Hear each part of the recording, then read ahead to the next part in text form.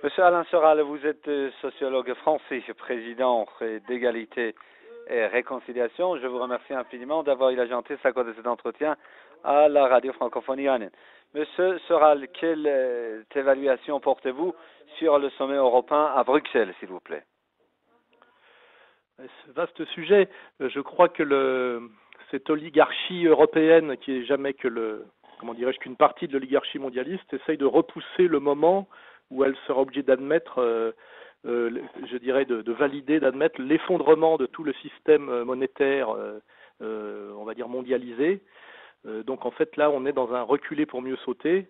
Alors évidemment, après, il faut connaître un petit peu le pourquoi économique de tout ça.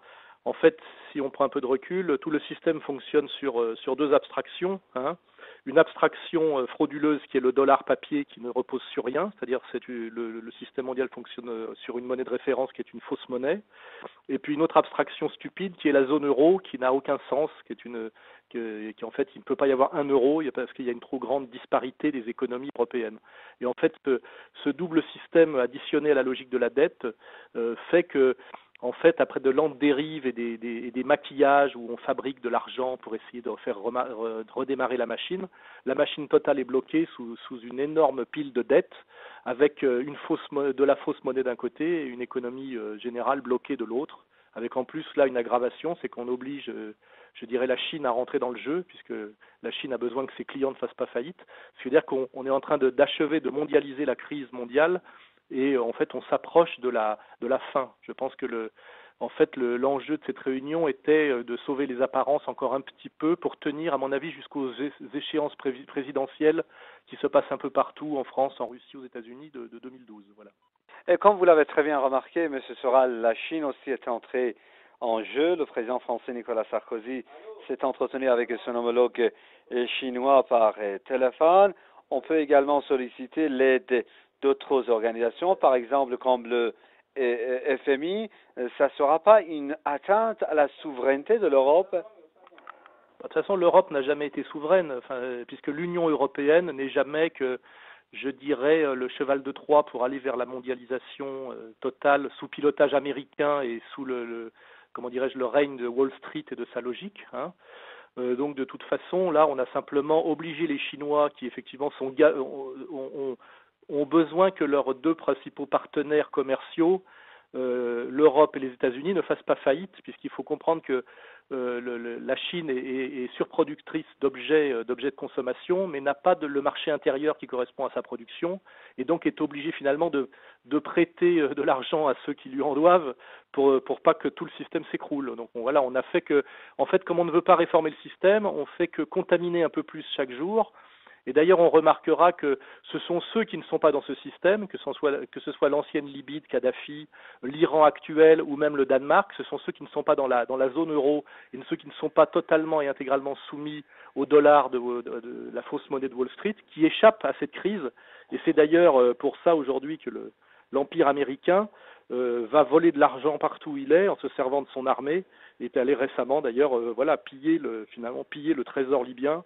Comme demain, il essaiera sans doute de ramener dans la logique de la dette d'autres pays comme l'Algérie ou malheureusement l'Iran. Monsieur Soral, vous voulez dire alors que la crise actuelle profite en quelque sorte à l'Empire américain?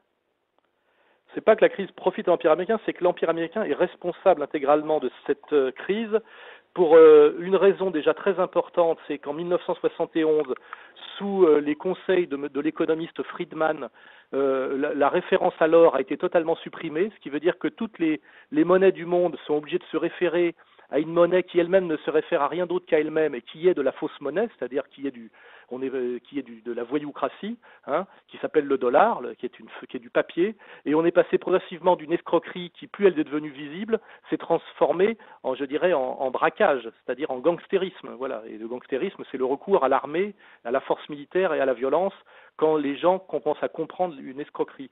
Donc toute cette catastrophe est basée sur cette fausse monnaie de référence référence qui est le dollar et qui est du pur papier, et aussi sur quelque chose qui rejoint ça, qui est, comment dirais-je, la loi de 73 en France, qui s'est étendue après à l'Europe entière, qu'on appelle aussi loi Rothschild, qui est le fait que les États ont perdu le droit d'émettre leur monnaie et qu'aujourd'hui, le système de la planche à billets appartient entièrement aux banques privées. Donc en fait, on a un système financier qui est l'addition d'une abstraction frauduleuse et d'une abstraction stupide, c'est-à-dire la logique de la dette fondée sur de la fausse monnaie purement scriptuaire et fiduciaire, et une zone euro qui est, comme d'ailleurs le principe même de l'économie monde voulu par le FMI, et qui est une pure abstraction aberrante qui ne correspond à rien par rapport à la diversité des peuples, de leur économie, de leur géopolitique, etc.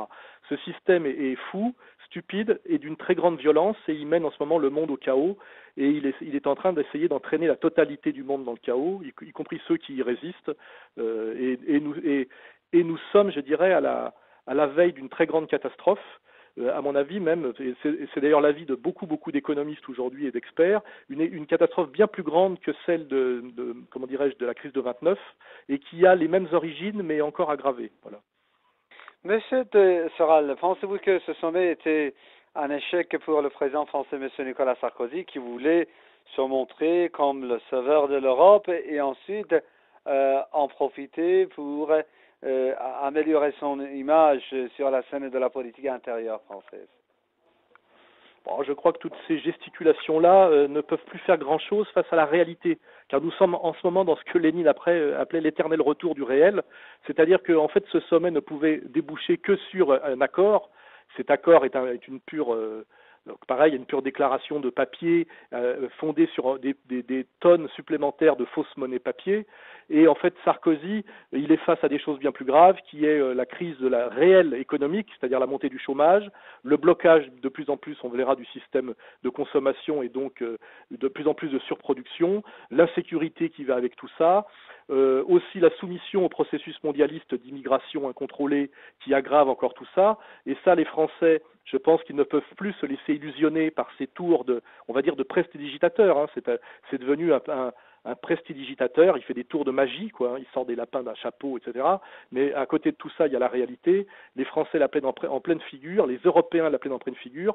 L'Union européenne, ce qu'on appelle l'Europe, a mené à la catastrophe totale, hein, puisqu'il faut bien voir qu'effectivement c'est un échec total en termes d'emploi, de pouvoir d'achat et de sécurité, et que nous sommes à la veille de l'écroulement de l'Union européenne et donc du discrédit total de ceux qui portent ce projet, dont Nicolas Sarkozy en France, qui est à la fois un agent américain, un agent du mondialisme et le porteur de ce projet déjà mort, qui est l'Union européenne.